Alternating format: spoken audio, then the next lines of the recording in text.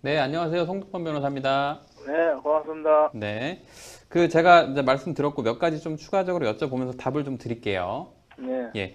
그러면 원래 2년 임대차 기간이 끝날 때쯤 해서 네, 집주인은 이 계약에 대해서 뭐 끝내겠다거나 이런 얘기가 따로 없었던 거죠?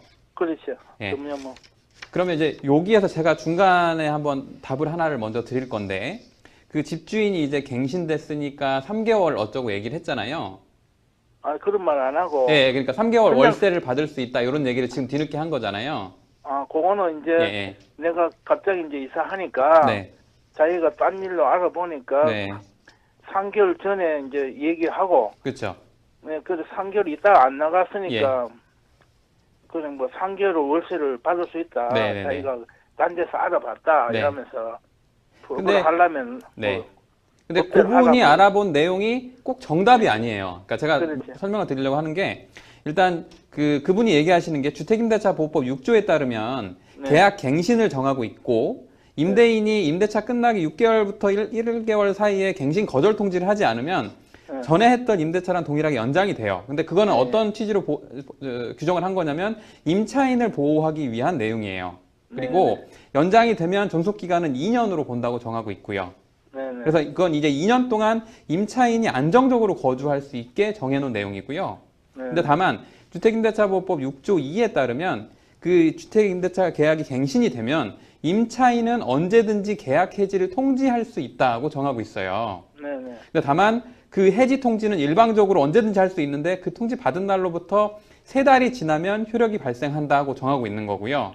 네네. 근데 여기서 이 사안에서 근데 그게 좀 다른 게 뭐냐면 그렇다고 하더라도 7월 10일 날 이제 나가겠다 통지를 하니까 상대방이 그럼 언제든지 나가라 해서 퇴거 일자가 이미 합의가 돼서 7월 31일로 정해졌기 때문에 7월 31일 날 이미 임대인하고 임차인 사이의 합의에 따라서 계약이 해지가 된 거예요. 네네. 그러니까 임대인이 새로운 임차인이 구해지지 않는다는 이유로 당신 뭐 3개월 기간이 있으니까 3개월 지나가 임대료를 받겠다는 주장이 인정되지 않는 거죠. 예, 그러니까 그쪽에서는 그런 적은 나오는 그렇죠. 거지. 예.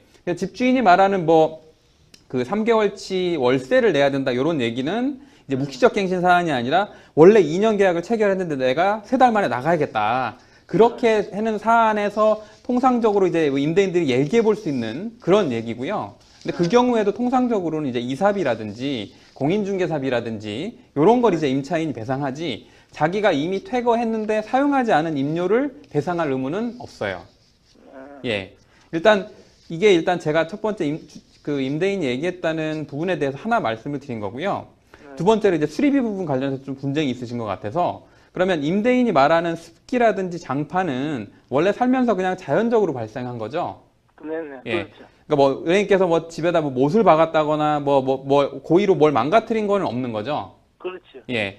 그러면 요거에 대해서도 제가 추가로 좀 설명을 드리겠는데 그 의뢰인분이 임차인이시고 임차인은 계약이 끝나면 원상회복해야 되는 건 맞아요. 원상회복 의무를 부담해요. 근데 임차인의 귀책으로 목적물에 손해가 발생하면 수리비에서 이를 공제하고 임대인이 반환할 수 있는데 여기 수리비 범위에 관해서 보면 시간이 지남에 따라서 자연스럽게 그러니까 손상되거나 망가지는 거는 포함되지 않는다고 보거든요. 법원의 하급심 판례에 따르면 그 원상회복해서 반환할 의무가 있는데 사회통념상 통상적 방법으로 사용하면서 그렇게 된 상태라면 사용 시작할 상태보다 나빠지더라도 그대로 반환하면 무방하다. 그래서 통상적인 사용 과정에서 상태가 악화되거나 가치가 감소되는 통상 손모에 대해서는 임차인에게 귀책 사유가 없고 그 원상회복 비용은 채권법 일반 원칙에 비춰보면 특약이 없는 한 임대인이 부담해야 된다라고 하고 있어요.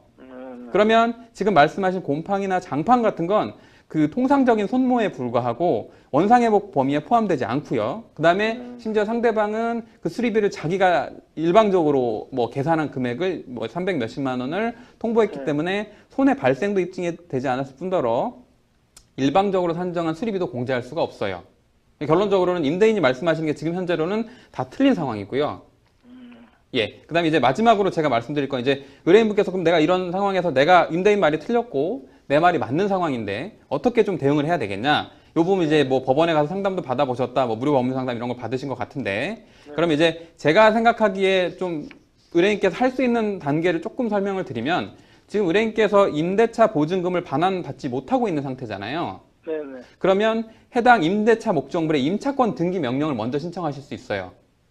임차권 등기가 되어 있으면 새로운 임차인이 들어올 때 그 사람이 우선순위를 못 받기 때문에 그 임대인이 오히려 손해를 보고 임차권 등기 명령 일단 먼저 하실 수 있고요. 임차권. 등기 명령 메모하시는구나. 네. 임차권 등기 명령이라는 거 하나 기억하시고요. 네. 두 번째로는 이제 그러면 이제 어디서 합니까? 예. 이 등기 명령이나 한 어디 가서 신청합니까?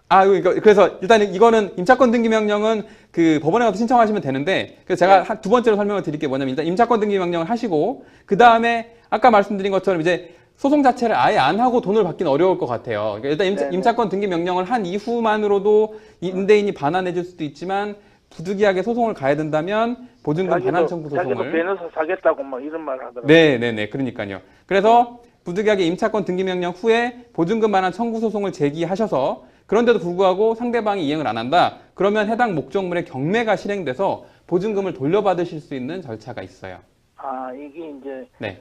이거 경매하는 거지도 연결됩니까? 예, 그렇습니다. 그래서 이제 순서상으로는 임차권 등기 명령과 임대차 보증금 반환 청구 소송, 요게 이제 순서대로 하는 게 의뢰인께서 지금 현실적으로 하실 수 있는 방향인 것 같다. 요 정도로 일단 제가 설명을 드릴게요. 그럼 임대차 계약서 이거 가져갖고 네네네, 등기 맞습니다. 명령을 하면 예. 법원에 가서. 예. 네. 고맙습니다. 네, 우선 이렇게 해보시길 바라겠습니다. 네, 고맙습니다. 네, 감사합니다. 잘 해결하셨으면 좋겠네요. 자, 그러면 이런 분쟁들은 종종 있지 않습니까? 네, 맞습니다. 저희가 우리 또 시청자분들을 위해서 이 내용의 포인트를 좀 짚어주시면 좋을 것 같아요.